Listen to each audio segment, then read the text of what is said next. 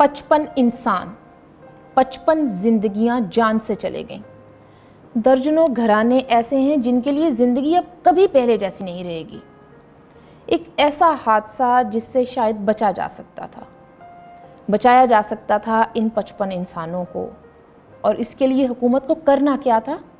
सिर्फ उन महकमा जाती रिपोर्ट्स पर कान धरने थे जो रेलवे अमला मुसलसल बनाकर हुकाम बाला को भिजवा रहा था कि इस रूट पर रेलवे लाइंस की खस्ता हाली आपकी तवज्जो की मुंतज़िर है, थोड़ी सी मेंटेनेंस की ज़रूरत है और बस।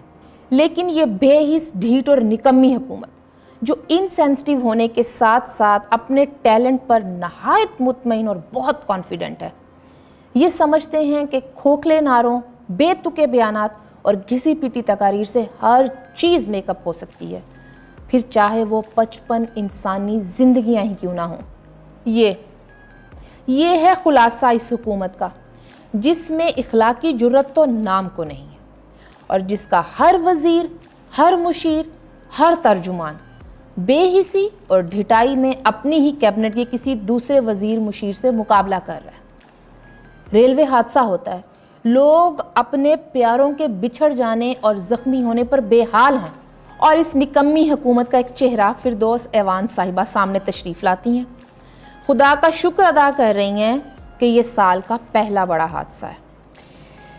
मतलब साफ है कि अपनी नाअहली को छुपाओ, ढीठ बन जाओ और ऐसे प्रिटेंड करो कि कुछ होया ही नहीं। फिर इस नाअहल टोले का एक और राज दुलारा बदजुबान वज़ीर सामने आता है जो अपनी हुकूमत की नाअहली तस्लीम करके सोग वारान के साथ हमदर्दी करने की बजाय ज़ोंबियाई पुने का ऐसा मुजाहरा करता है कि अक्ल दंग रह जाए कि भाई कोई इतना बेहिस कैसे हो सकता है। फवाद चौधरी साहब ने इस हादसे को साबिक वज़ीर रेलवे ख्वाजा साद रफ़ीक साहब के पल्ले डाल दिया। 90 दिन में नया पाकिस्तान बनाने के दावेदार 1000 दिन गुजर जाने के बावजूद मजाल है कि अपनी किसी जिम्मेदारी को कबूल करने के लिए तैयार दिखाई दें। इनके हाथों इकॉनमी तबाह हुई तो कसूर आमरीत के बाद आने वाली दोनों मुंतखब जमहूरी हुकूमतों का। अवाम फाकों से खुदकुशियों पर मजबूर हो रहे हैं तो कसूर गुज़िश्ता हुकूमतों की पॉलिसीज़ का। साहिवाल में एक मासूम फैमिली को दिन दिहाड़े कत्ल करके दहशतगर्द बताया गया तो कसूर इस सानहे को रिकॉर्ड करने वाले शहरी का। और रेलवे का कोई हादसा हो जाए तो कसूर ख्वाजा साद रफ़ीक साहब का। हद तो ये है कि इस डंग टपाऊ हुकूमत का वज़ीर रेलवे आज़म खान सवाती फरमाता है कि मुझे तो यही इल्म नहीं है कि रेलवे ट्रैक्स पर कितनी मुसाफिर ट्रेनें चल रही हैं।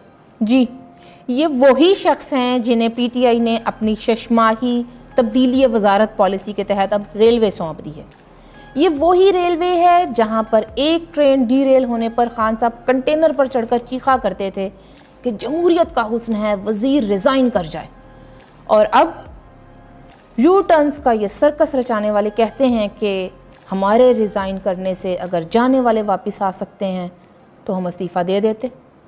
और आप खुद देखिए कि इस हुकूमत के 1000 दिनों के दौरान छोटे मोटे हादसात के अलावा ये रेलवे का 10वां बड़ा हादसा था।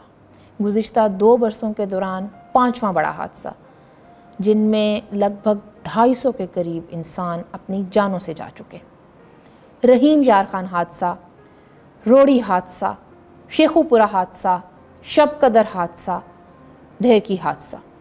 सच तो ये है कि ये हुकूमत खुद एक हादसा है, एक खौफनाक हादसा, जिसके वज़ीर को ये बयान देते हुए रत्ती भर शर्म महसूस नहीं हुई कि ट्रेनें चलाना मिनिस्टर रेलवे या रेलवे अफसरान का नहीं बल्कि बिजनेसमैन का काम है, और ये कि मेरी सारी तवज्जो फ्रेट ट्रेनों की जानिब है।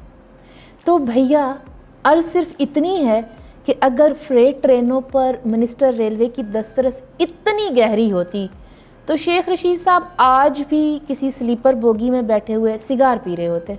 सुन लीजिए कि सिर्फ पाकिस्तानी अवाम ही नहीं बल्कि अब सारी दुनिया जान चुकी है कि मुल्क चलाना कम से कम आप लोगों के बस की बात नहीं है।